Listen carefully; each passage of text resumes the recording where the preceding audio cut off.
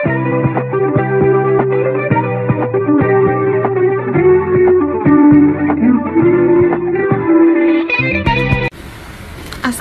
warahmatullahi wabarakatuh. Kami dari kelompok 7 ingin mempresentasikan mengenai risiko kredit. Sebelum kami mulai, izinkan kami memperkenalkan diri kami terlebih dahulu. Perkenalkan, nama saya Faiza Dwi Koronisa. Perkenalkan, nama saya Sani Natasha Rizkita Yupubinaris. Perkenalkan, nama saya Nurul Barokas. Perkenalkan, nama saya Anggita Putri Elizabeth Ritonga. Perkenalkan, nama saya Gisela Desina Dirante. Di sini saya akan menjelaskan tentang definisi risiko kredit serta jenis-jenisnya dan juga penyebab utama risiko kredit dalam konteks perbankan. Definisi risiko kredit adalah kerugian yang berhubungan dengan potensi kegagalan dalam memenuhi kewajiban membayar kredit ketika waktu jatuh tempo. Dengan kata lain, risiko kredit adalah kemungkinan debitur tidak mampu membayar pinjamannya. Jenis-jenis risiko kredit ada 3. Yang pertama, sovereign credit risk, yaitu risiko yang terjadi jika sebuah negara gagal memenuhi kewajibannya dalam melunasi utang ketika jatuh tempo. Kegagalan membayar utang ini meliputi pembayaran pokok kredit ditambah utang bunga serta denda sesuai perjanjian awal. Yang kedua, corporate credit risk, risiko yang terjadi di industri perbankan seperti gagal bayar dari debitur, perusahaan yang menerima kredit, atau perusahaan yang mendapatkan penyertaan modal. Yang ketiga, retail customer credit risk, yaitu ketika debitur perorangan tidak bisa memenuhi kewajibannya untuk melunasi pinjaman saat waktu jatuh tempo. Umumnya, kredit seperti ini dipakai untuk pembelian konsumtif, sehingga sumber pembayaran utang tersebut tidak berasal dari barang yang dibeli. Selanjutnya, penyebab utama risiko dalam konteks perbankan dapat bersumber dari berbagai aktivitas bisnis bank, seperti pemberian kredit pada sebagian bank merupakan risiko utama atau terbesar. Selanjutnya, surat berharga, akseptasi, transaksi antar bank, transaksi pembiayaan perdagangan, transaksi nilai tukar dan derivatif, serta kewajiban komitmen dan kontingensi. Selanjutnya saya akan menjelaskan tentang dampak risiko kredit terhadap kinerja dan stabilitas bank. Risiko kredit memiliki dampak negatif yang signifikan terhadap kinerja dan stabilitas bank. Peningkatan rasio non-performing loans atau NPL menunjukkan kualitas kredit yang buruk, yang berpotensi menurunkan return on asset atau ROA dan return on equity atau ROE bank. Penelitian menunjukkan bahwa manajemen risiko kredit yang efektif dapat mengurangi jumlah pinjaman bermasalah, sehingga meningkatkan kinerja keuangan dan menarik investor.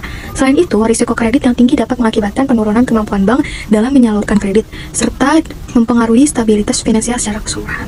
Di sini saya akan menjelaskan tentang studi kasus manajemen risiko kredit.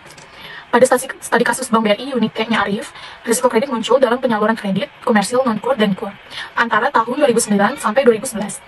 Yang pertama, kredit komersil non-kur. Pada tahun 2009, Bank BRI menghadapi tantangan dengan risiko kredit macet. Untuk kredit non-kur mencapai 6,775%, menunjukkan banyak nasabah yang bermasalah dalam pembayaran. Namun, menurun menjadi 3,865 pada tahun 2010. Dan 2,3265% pada tahun 2011, menunjukkan peningkatan dalam pembayaran kredit oleh nasabah. Yang kedua, kredit komersil non-kur. Kredit usaha rakyat tanpa guna memiliki risiko kredit tinggi. Untuk kredit kur mencapai 8,645% pada tahun 2009, tetapi berangsur turun 5,21% di tahun 2010 dan 3,6575% di tahun 2011, menunjukkan perbaikan. Jadi secara keseluruhan, meskipun program kur bertujuan mendukung pengusaha kecil, risiko kredit lebih tinggi karena ketiadaan agunan. Bank BRI berhasil menurunkan NPL secara bertahap di kedua jenis kredit.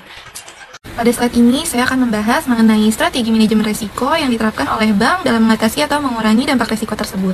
Yang pertama, bank menilai karakteristik peminjaman melalui 5C, yaitu karakter, capacity, capital, collateral, dan condition, serta 7P, personality, purpose, protect, payment, profitability, protection, dan party, untuk mengurangi risiko gagal bayar. Yang kedua, rasio NPL digunakan untuk memantau kualitas kredit. Semakin tinggi NPL, semakin besar risiko kredit. Bank menjaga NPL di bawah 5% untuk memastikan kesehatan kredit. Yang ketiga, bank secara rutin meninjau kinerja keuangan nasabah. Khusus untuk kredit modal kerja atau KMK, revolving, bank menilai laporan usaha nasabah secara periodik. Yang keempat, bank menangani kredit yang bermasalah dengan memberikan tenggang waktu. Selanjutnya ada saran dan rekomendasi untuk memperbaiki manajemen risiko kredit. Yang pertama ada meningkatkan proses seleksi kredit dengan cara tingkatkan seleksi kredit dengan sistem pemeringkatan canggih dan integrasi data eksternal seperti lembaga pemeringkat dan transaksi bisnis. Yang kedua ada penggunaan teknologi dengan cara terapkan AI dan machine learning untuk memantau perilaku kredit nasabah secara real-time, memungkinkan identifikasi risiko lebih dini dan tindakan preventif. Yang ketiga ada diversifikasi portofolio kredit. Ini untuk mengurangi risiko sektor atau kelompok pelanggan tertentu dan dampak fluktuasi ekonomi. Yang keempat dengan cara peningkatan pengelolaan kredit bermasalah atau NPL. Ini dengan cara bentuk tim khusus untuk mengelola NPL, fokus pada restrukturisasi, penjadwalan ulang atau penghapusan kredit tak tertagih secara terstruktur. Yang kelima ada peningkatan pengawasan dan pelaporan risiko kredit. Ini dengan cara mengimplementasikan sistem pelaporan risiko transparan berbasis data untuk memberikan gambaran akurat tentang potensi masalah dalam portofolio kredit. Yang terakhir adalah penguatan pemahaman terhadap regulasi dan kebijakan pemerintah. Ini dengan cara pastikan lembaga keuangan mengikuti regulasi manajemen risiko kredit untuk mengurangi risiko hukum dan reputasi. Sekian pembahasan dari kelompok kami, kurang lebihnya mohon maaf. Wassalamualaikum warahmatullahi wabarakatuh. Sampai jumpa lagi.